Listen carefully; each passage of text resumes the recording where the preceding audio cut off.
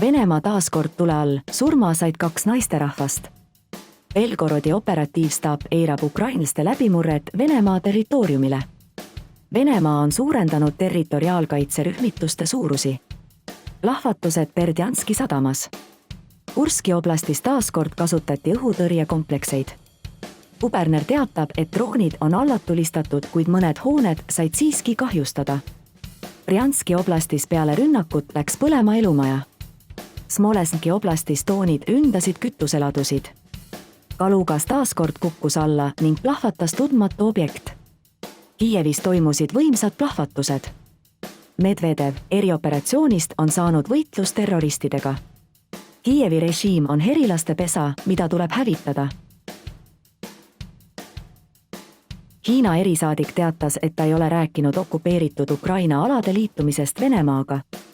Varasemalt sellest kirjutas The Wall Street Journal. Peale konflikti mõlema osapoolega kokkusaamist Li Huiei ütles, et nende positsioonid on väga vastandlikud. Orban kutsus üles ära hoidma Ukraina vastupealetungi, vastasel juhul see muutub Ukraina jaoks veriseks saunaks. Blinken, USA pole Venemaale vaenlane ega püüdle režiimi kukutada. Putin julgeolekunõukogu ees kutsus ülesse mitte kõigutada paati. See Stoltenberg, NATO tahab näha Rootsit enda ridades juba juulikuu summitiks. Biden, see juhtub kindlalt. Singapuris algas Pentagoni algatatud rahvusvaheline julgeolekufoorum.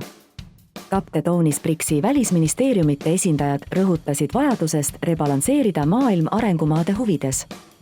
USA välisministeerium teatas, et nad rohkem ei teavita Moskvat tuumarelvade staatusest ega asukohast ja samuti ballistiliste rakettide startidest. Venemaa inspektorite viisad tühistatakse. Pentagon aga samal ajal ostab kokku Ukrainale Starlinki terminale. Holland aga 20 Leopardi. Venemaa kindralstaabi ülema asetäitja Burdinski teatas, et mobilisatsiooni suurimateks puudusteks on relvastuse ning tehnika puudujääk ja mobiliseerinute madal tahe võidelda. Araabia riikide liiga peasekretär USA ning Hiina suhetes on tekkinud külma sõja ohumärke, mis võivad üle kasvada tuumasõjaks. Praegu Biden aga teatab, et on konflikti teravnemise vastu, kuid seisab konkurentsi eest. USA ja Taiwan allkirjastasid esimese kaubandusliku kokkuleppe. Peking aga kutsus kõiki järgima ühe riigi printsiipi ning ähvardas omapoolsete sanktsioonidega. Xi Jinping kutsus riigiaparaadi esindajaid valmistuma halvimateks stsenaariumiteks. Seatlis toimusid massilised töötajate protestid Amazon peahoone ees. Suurbritannias taaskord protestivad raudteetöötajad. Pooled marsruudid on häiritud streikidest. 20 000 protestijat nõuavad palgatõusi inflatsioonitaseme kompenseerimiseks. Uus pensionireformi protestilaine on tulemas Prantsusamaal, ametiühingud kutsuvad ülesse tulla tänavatele 6 juunil. Parlament ei hakanud tühistama seadust, mis tõstis pensioniiga.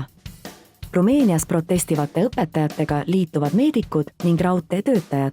USA senat taaskord tõstis riigivõla lage kuni 2025 aastani. Biden aga kukkus pikali sõjaväekooli lõputseremoonial. Fertiilsuse indeks Jaapanis samuti kukkus oma antirekordi tasemeni. The Economist ülemaalne näitaja läheneb piirile, millele järgneb rahvastiku vähenemine. Sündimus väheneb mitte ainult 15 arenenud suurriigis, vaid ka Indias ning Hiinas. 2030. aastaks pooled Kagu-Aasia piirkonna elanikud on vanemad kui 40 aastat. Ajakiri Nature avaldas uued ökosüsteemi analüüsi tulemused. Planeet on ohus ning muutub ohtlikuks inimeste viibimiseks selle.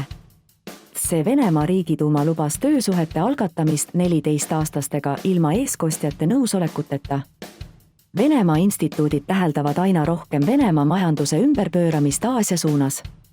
Kuigi tänapäeva maailmas pikemate prognooside tegemine on pea võimatud. Hiinas korruptsioonikahtlusega on kinni peetud investeerimisettevõtte China Renaissance omanik. Venemaal peale mitmeaastast langust on tõusuteel taaskord süüfilisesse nakatumiste arv. Terviseameti hinnangul põhjuseks on migrantide saabumine riiki ning see, et varasemalt mitte kõik pöördusid arstide poole. Selle aasta jaanuaris süüfilise nakatus 70% rohkem inimesi kui eelmise aasta jaanuaris. Samas kui võrrelda 2000. aastaga, siis haigestunuid on 8000 korda vähem. see kaubandusministeeriumis arutatakse elektroonikahalli impordi piiramist, et parandada riigisiseste tootjate konkurentsivõimekust. Valdkondades oldakse aga kindlad, et Venemaa-sisest elektroonikat ei ole piisavalt, et tagada turu normaalne funktsioneerimine. Matvienkole esitati Lada Vesta. Tehase direktor Šmeljov lubas, et lähiajal tulevad tagasi automaatkäigukastid ning võimsamaks mootoriks tuleb 1,8 liitrine. Maikuus Vesta hinnad algasid 14 250 eurost. See kaubandusministeerium lubab sellel aastal turule tuua 6000 tsiviildrooni, tootjatele lubatakse subsiide. Iraani õhujõudude juhataja Vahidi lubas aga koolitada sõprusriikide droonide operaatoreid. Barnaulis kohalik poliitik pandi vangi 8 aastaks 14-aastase tüdruku vägistamise eest. Moskvas toimus niinimetatud esimeste liikumise festival, Putin pakkus välja taastada pioneeride organisatsioonid. Kirienko kutsus kõiki võitlema noorte eduka hariduse eest.